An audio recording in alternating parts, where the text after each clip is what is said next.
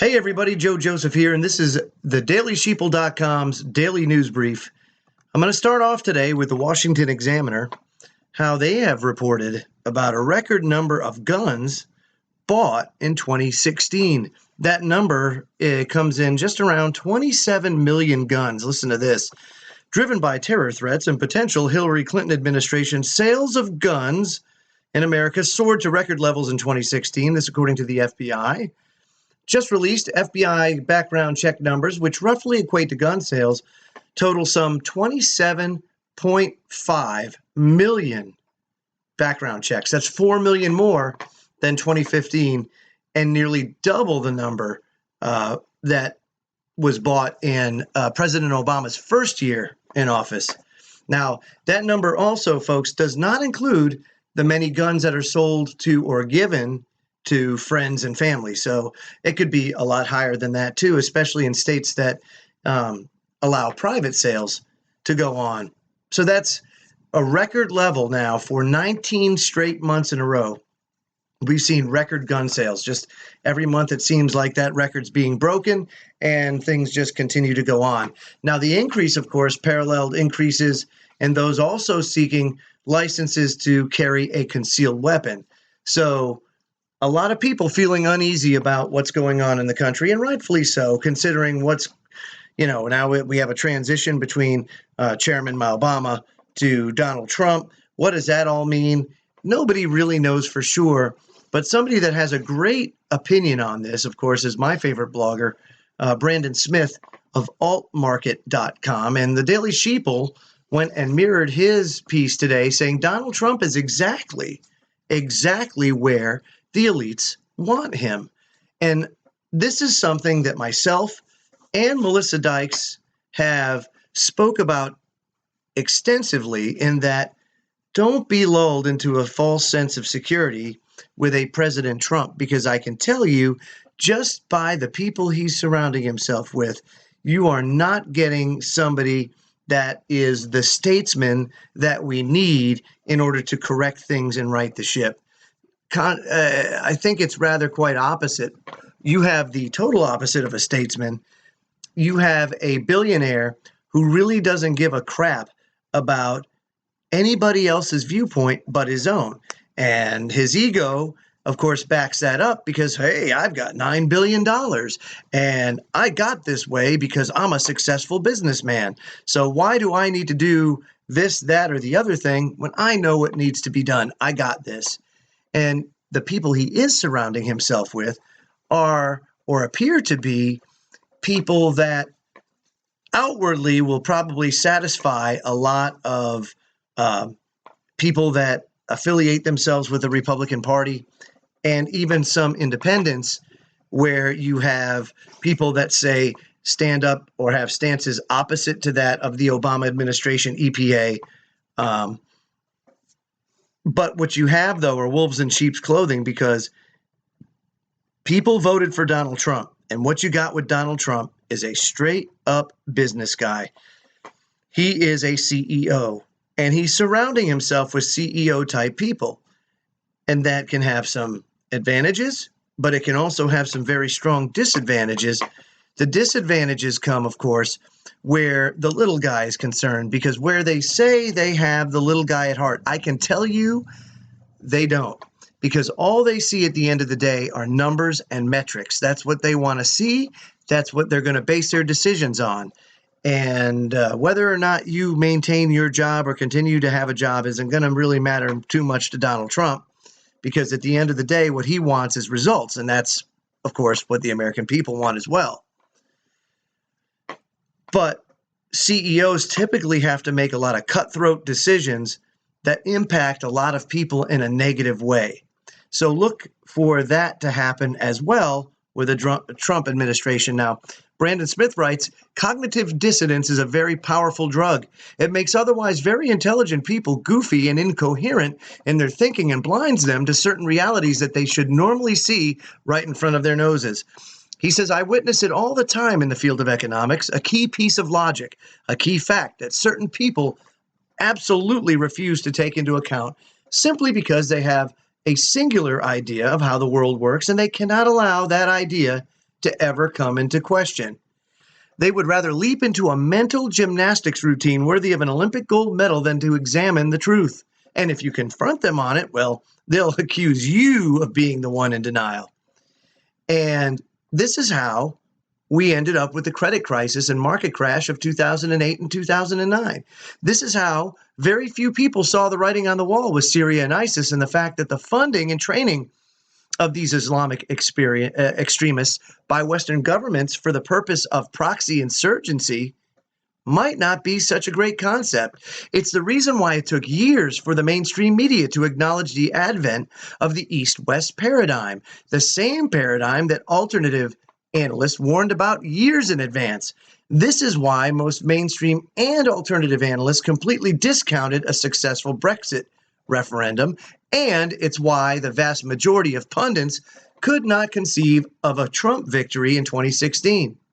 And of course, you could go on and list situation after situation, development after development, where most people missed because they're clinging to assumptions rather than the actual evidence itself. Now, Brandon continues, he says, ultimately, or unfortunately, the liberty movement is also sometimes vulnerable to such assumptions, the most dangerous of which revolve around the rise of Donald Trump. He says, I've seen endless theories over the past several months on all the ways in which the global elites would sabotage the Trump campaign. I believe the phrase, they will never allow him to win, was repeated in nearly every discussion on this election. The assumption in this instance was that Trump is anti-establishment and therefore a threat to the globalists. These are the same globalists, by the way, that people also claimed would rig the election and initiate a coup in the Electoral College to stop the Trump presidency, both of which never really materialized. Of course, this never happened, he says. So a large percentage of the movement needs to question, why didn't it happen? And how did Trump win within the system we know, of course, that's been rigged for decades? Folks, I mean, this is something that we always speak about, and we've seen manifest successfully time after time, whether it be the rigging of the election that took the momentum away from Ron Paul and took away the Republican nomination in 2012, one that he would have clearly won if they allowed him to maintain his momentum out of Iowa. But they stole that from him, and 5 states later, they admitted to it, the Republican National Committee. So they certainly had the ability to rig the vote, and they allowed him to get in. Why would that be? You know, these are all questions that we have to really face, regardless of how you might feel. You have to remove that appeal to emotion, you know, that they so often throw at you and that you feel inside. Because look, we've been given the bone now for how long? How long have we looked for that hope and change only to be disappointed? And I don't say hope and change because of Obama. It doesn't matter what president that you get in there. It's the same thing. They'll say anything that you want to hear in order to gain your loyalty. And ultimately, and something that I can't understand that people do, trust. How can you trust these people before they do anything, before they even step into office?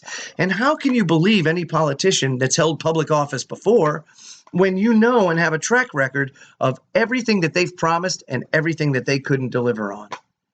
You know, it's really amazing how we blindly trust these people in positions of authority.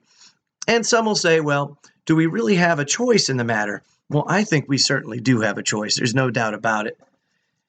Now, he'll say, you'll hear hundreds of theories and rationalizations on Trump's miraculous victory. But a reason you'll almost never hear is almost the most likely one, that Trump won the election because he serves the interest of the establishment. Trump won because he's a fake. He's a sneaky snake. You know, he's born and raised in New York. He's a hustler. He hustled. You know, the first, I think he got $1 million business loan from his father. It was the first endeavor that he had. Now, not many people can do that, but, you know, when you got a father that's loaning you $1 million at 7%, that's a lot of pressure to be under if he's going to make you toe the line. Not saying that that was the case. I don't know.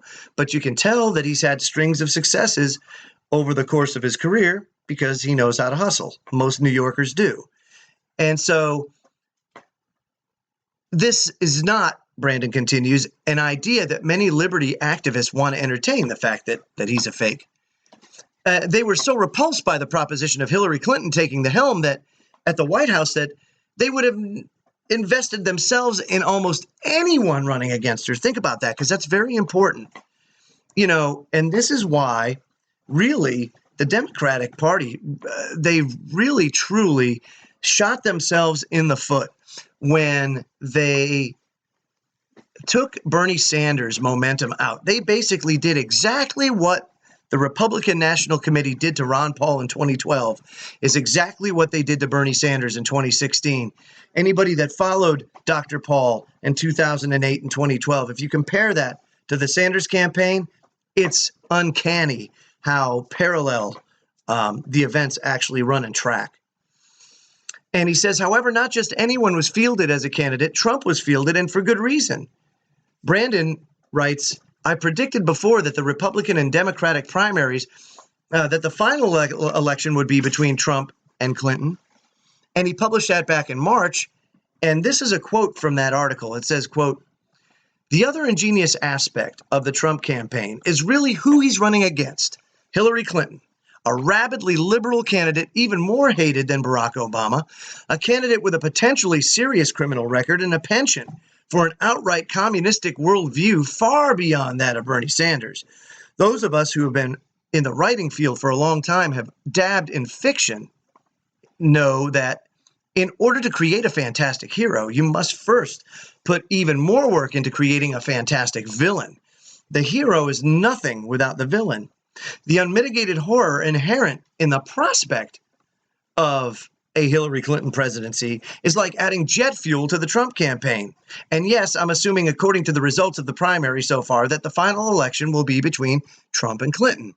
Now, Brandon writes, my point back then, as well as now, is that without Clinton as the counterparty, Trump would not have garnered the political following that he did. Any other Democratic candidate would not have galvanized conservatives so fervently. And the staging of the 2016 election might have appeared to some people to be absolute chaos. But really, not just to Brandon, but also myself, to the people at TDS and other alternative media personalities, it could not have been more perfectly scripted. And that's what it is, folks. I mean, this is drama.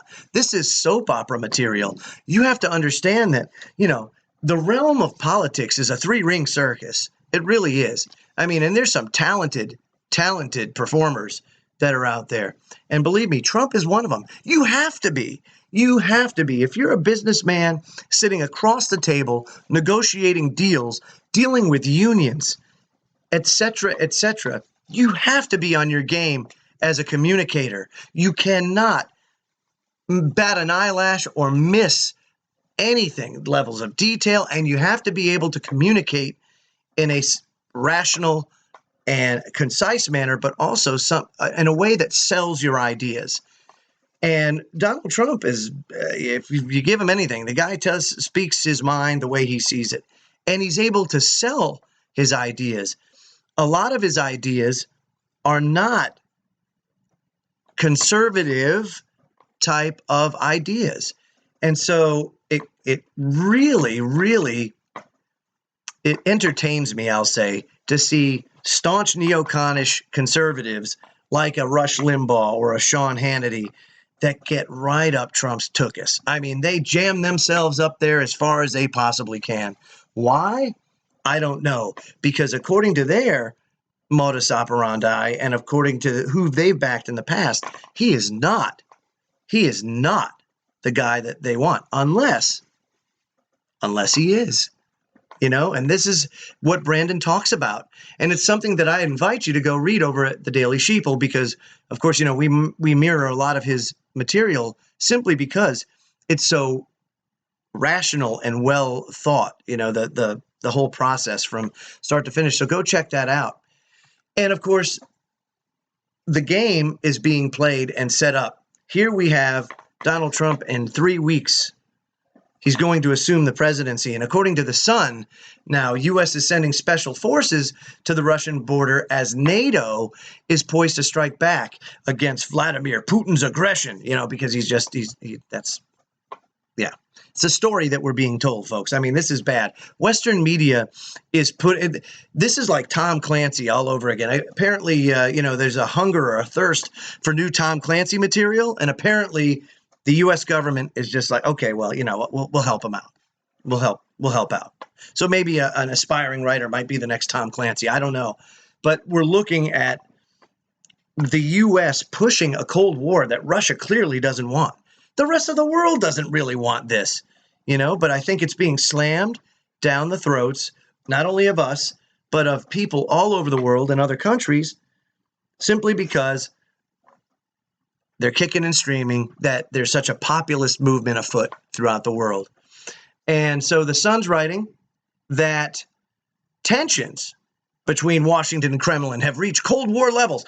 Again, 3 weeks, and we're going to have a president that said he's going to have a different stance with Russia. So what could possibly happen in the 3 weeks that President Obama has left? This is the troubling part that I have with this, because would they do something prior to a Trump presidency, not just to provoke Russia, but perhaps do something that would allow President Obama to exercise any sort of emergency power that may prevent a President Trump from taking the helm? I don't know, but it certainly is something to consider. It goes on to say that Vladimir Putin is deploying nuke-ready missiles to the Russian province of Kaliningrad, which borders Poland, Belarus, and Lithuania. And Lithuanian Defense Ministry spokesman Asta Galdikate confirmed America has offered additional military support following Russia's annexation of Crimea. She said, quote, "The United States was the first to offer additional safety assurances and measures to the Baltic countries following the deterioration of security situations in the region after the annexation of Crimea," which, by the way, the annexation of Crimea was voted on, and over 90% of the people in Crimea wanted to be Russian again. So I don't understand what the problem is there. But I digress. She also added that U.S. Special Operations Forces present in Lithuania is one of the deterrents against military threats by Putin's aggressive regime.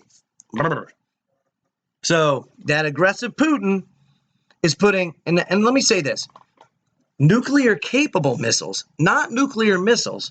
Note the play on words. Nuclear-capable missiles. So they may not even be armed, and the United States would know if they were or not. We have satellites up in space that could tell you exactly what's armed and how much of it and where. I mean, look, we don't live in an era where people can keep many secrets anymore. And the technology that the governments of the world possess is so far above and beyond what we have as civilians that it's mind-blowing. I can't even begin to describe it. You can't quantify it. It is just an unbelievable gap between what we possess and what these superpowers possess and have at their disposal. So what could happen in the 3 weeks leading up to a Trump presidency? Could Obama do something that would trigger hostilities with Russia? And in so doing, perhaps he would trigger some sort of emergency power that prevented him from, or gave him the necessary reasons to not transfer power over to a President Trump. I don't know. 3 weeks can be an eternity in some situations, but we'll have to hurry up and wait and see what happens as the final weeks of Chairman Mao-bama's presidency comes to a close. I'm Joe Joseph. This was the DailySheeple.com Daily News Brief, and I'll have one again for you tomorrow. Have a good night, everybody.